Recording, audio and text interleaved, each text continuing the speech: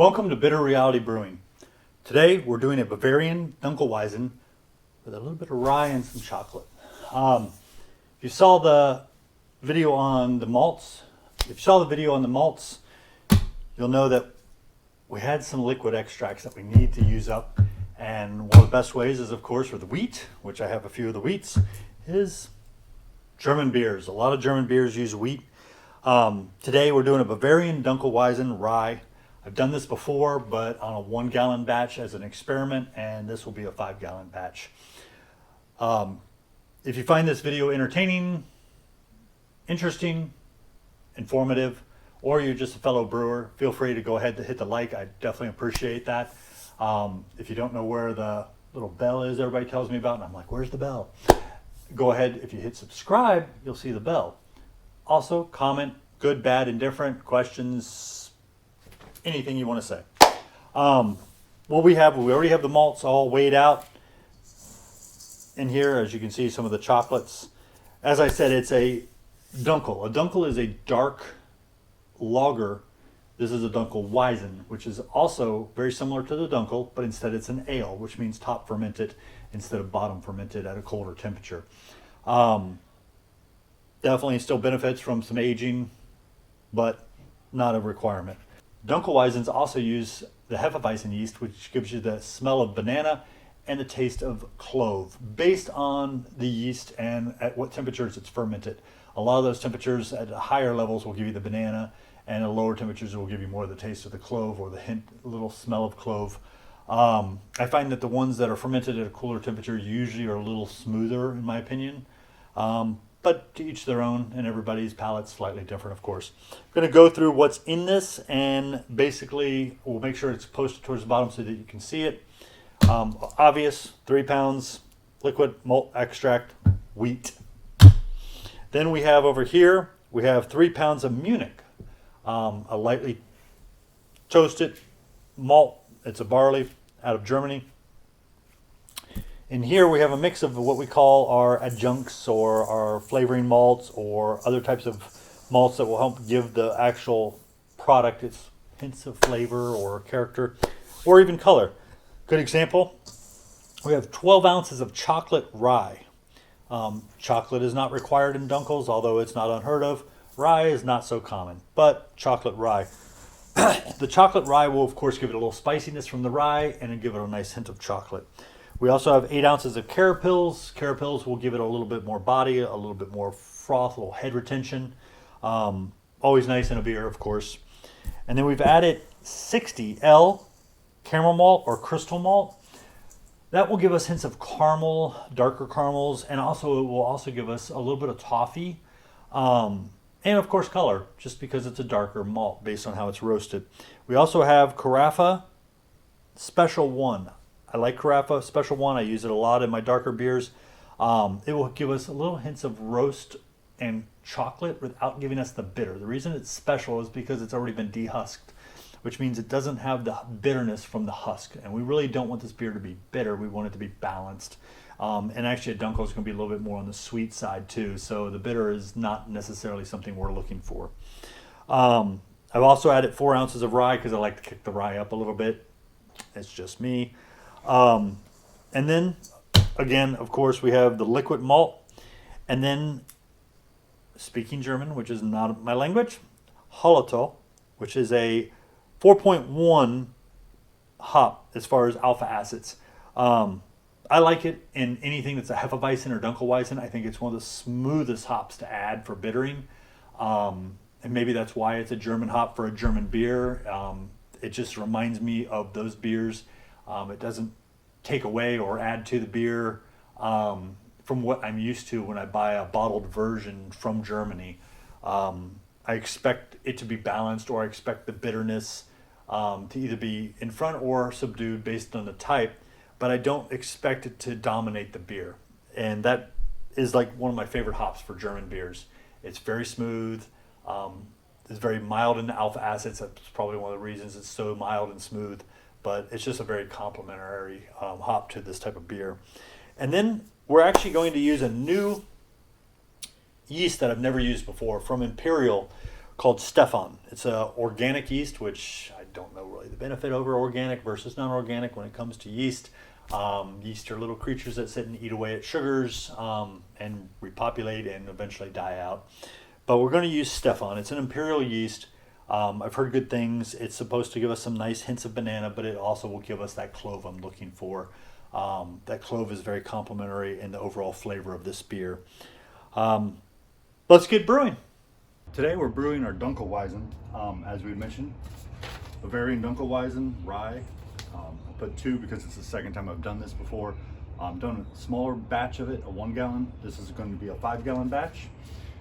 We have approximately 7 gallons of water, about 3.5 for our mash, 3.5 for our sparge. It's hard to kind of use 1 gallon jugs, but the catch is I don't like Jacksonville water, too much chlorine, and I like to control what's in my water as far as for brewing. As you get a little more into home brewing, you'll start controlling your minerals that are in your water. Getting an early start, so you hear lots of the birds, tons of birds out right now. So a little trick, we could put it in there, but I don't want to try to lift that. I don't have a pump currently to just pump it over here. At least not one that I want to use for that, especially if I start using the hotter water. Let's just take your brewing salts, dump them in. Some get stuck, take a little bit of water.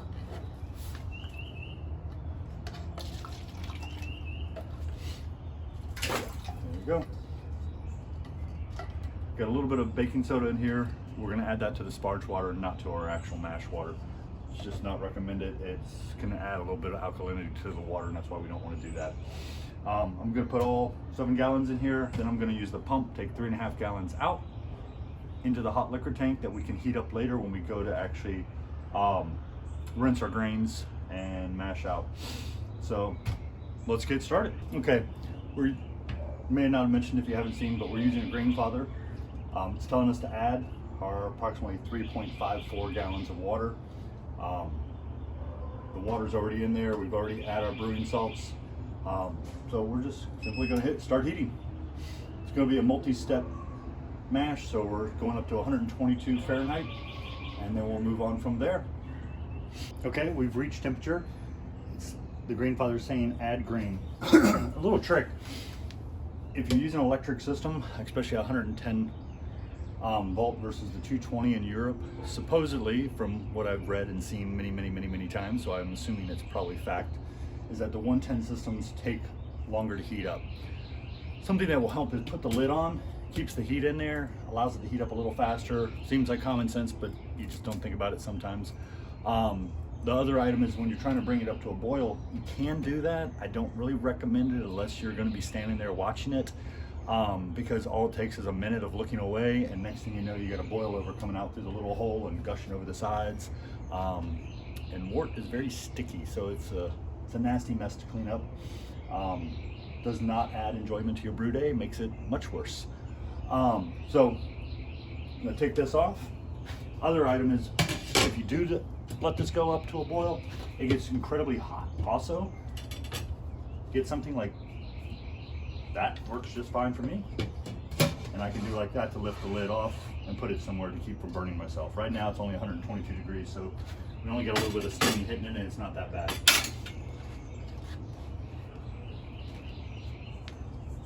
Got our grains.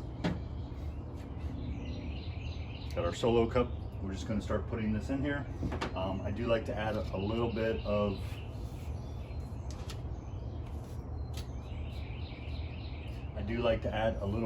rice hulls, just because we have some rye in here, and overall it keeps the mash from getting stuck. Stuck mash is like having Play-Doh and trying to run water through it. It doesn't work very well. It's a little too much, but it's okay. It'll mix in with the grains. Go ahead and just put our first smaller batch in here.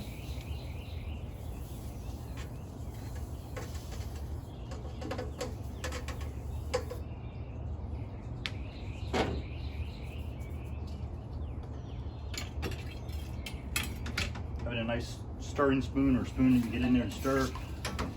I like it because it has the holes in the back. It allows the water to flow through, and all we're doing is just trying to keep from getting dough balls. Okay, we're getting ready to put our top plate in. We finished putting the grains in, basically called mashing in. Little trick with this is to slide against that metal. You want to make sure it's wet. Get the water sitting over here. Let's get it wet. We're using the micro pipework today, basically because we're doing a small batch, even though it's a 5-gallon batch. If you remember right, we're adding 3 pounds of wheat. That's a liquid malt extract. So we will add that after the mash. Don't need to add that early. We can add it much later. Just want to set this right on top of the grain bed. Helps to disperse the water, break it up so it's not just pounding one area of the grain. There we go. Whoa. Sometimes you go a little too deep.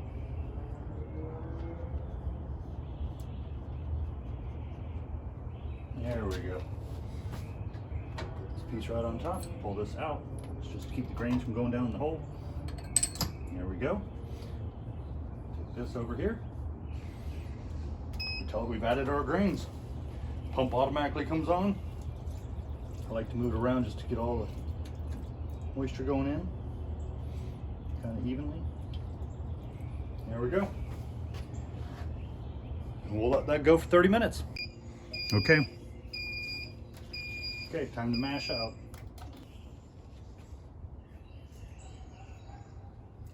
Close the valve. Very hot.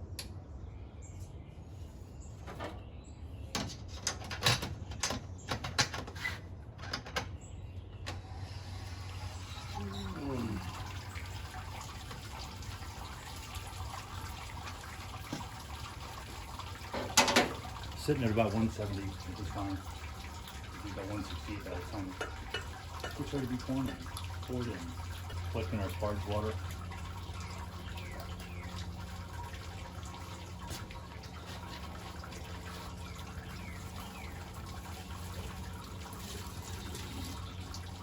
Okay. Okay, we've done finished sparging. Time to add the 3 pounds of wheat liquid malt extract. It's like honey, very gooey, very sweet.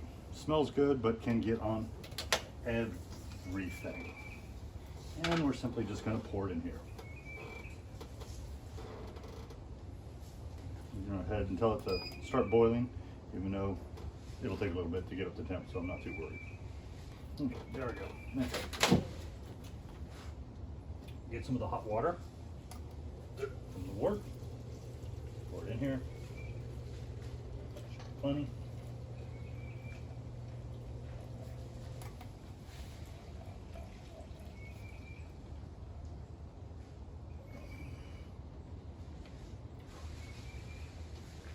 Okay. Over here. This over the top.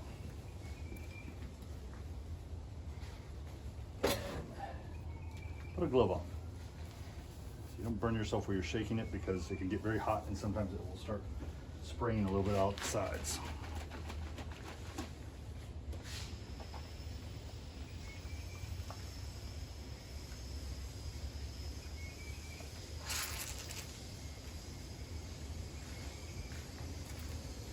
Okay.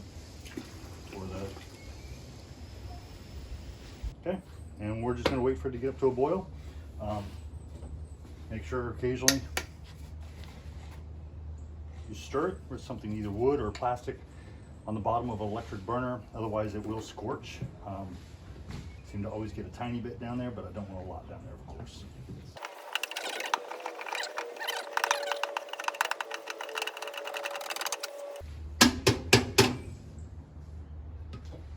This is where you can put the lid on if you want to get it hot faster.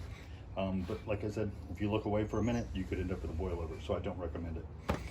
Okay, counting down our 60-minute boil. Normally we'd use this, which is what we put our hops in, slide it right in there. It's really good when you're doing IPAs and doing multiple additions. What we're going to do instead, just use a little hot bag, hang it off the side, put it in. We're using Halletau or Halletau, it's German. Hop, 4.1 alpha acid.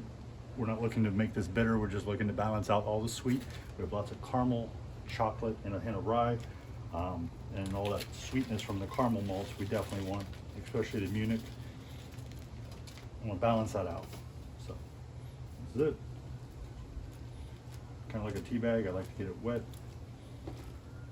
Sink a little bit so I see just how far it's gonna go down.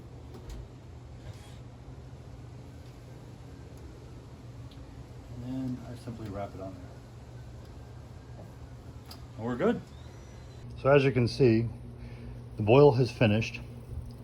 Put a little of Irish moss.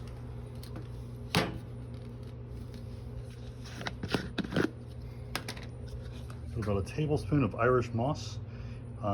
It's not moss like me and you think. It is from the coast of Ireland, but it is a type of seaweed from my understanding. And that helps to bind to a lot of the proteins and pull them out of suspension so we don't end up with all that gunk at the end, even though we're still gonna get gunk after the yeast eats it. This is a Counterflow Chiller. Basically right now, it's nice and warm. It's already dropped from 176 to 168 very quickly. The hot wort is passing from down here, going up, coming through the system, and going back into the wort, just recirculating it. We're running cold water in here and hot water right here. Well, we're running cold water and hot water is coming out because it's flowing on the outer edge of the, or actually on the inside edge of the wort. There's two tubes and they're basically one tube inside of another tube. And that tubing or piping is allowing the cold water to displace the heat from the wort and then transfer that heat back out in the form of just plain water. A little wasteful, but at the same time, it's about the best way of cooling down your beer, and it's part of the process. So we started when the birds started singing early this morning, and we're finishing up, and it's early afternoon, and the birds are still singing away. Very nice day. I'm gonna go ahead, even though it's right at about 80 Fahrenheit, I'd like to get down a little lower. Just gonna move it into here, get ready to pitch the yeast once it lowers a little bit more on its own, so we can start a second brew. This is the Dunkelweizen. It's a Dunkelweizen with chocolate, rye, and lots of natural caramel, which is part of the Dunkelweizen. Next one we're gonna brew is actually going to be a citrus IPA with a ton of hops.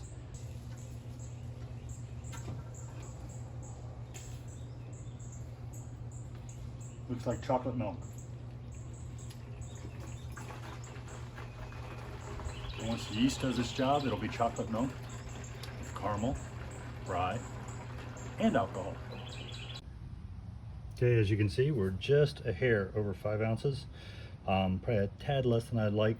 Usually like to shoot between 5.15 and 5 1/4 gallons, but I'll take it. Okay, we're gonna move the Dunkelweizen from the plastic carboy that we use for measuring. We're gonna add it to the glass carboy that's been sterilized, and then I use this filter system on this to catch any bits of particles that we may have missed. Also, since I'm using an extract and I want it to ferment out a little drier, I add a little bit of Amylase Enzyme, about a teaspoon of that, and then we'll pitch our yeast, which is Stefon, an Imperial yeast. It's a Hefeweizen type yeast with clove and banana, which is perfect for this type of beer. Another nice trick for moving your beer from bottle to bottle, you get all those lovely bubbles, which is oxygen and other air trapped in the wort, which we want because the yeast is going to need that. Another little trick is in the yeast, I have a stir bar in here. Use an earth magnet, simply. Now I know where it is, and when I pitch the yeast, it won't go into my beer. Something you just don't think about sometimes, but don't have to worry about it.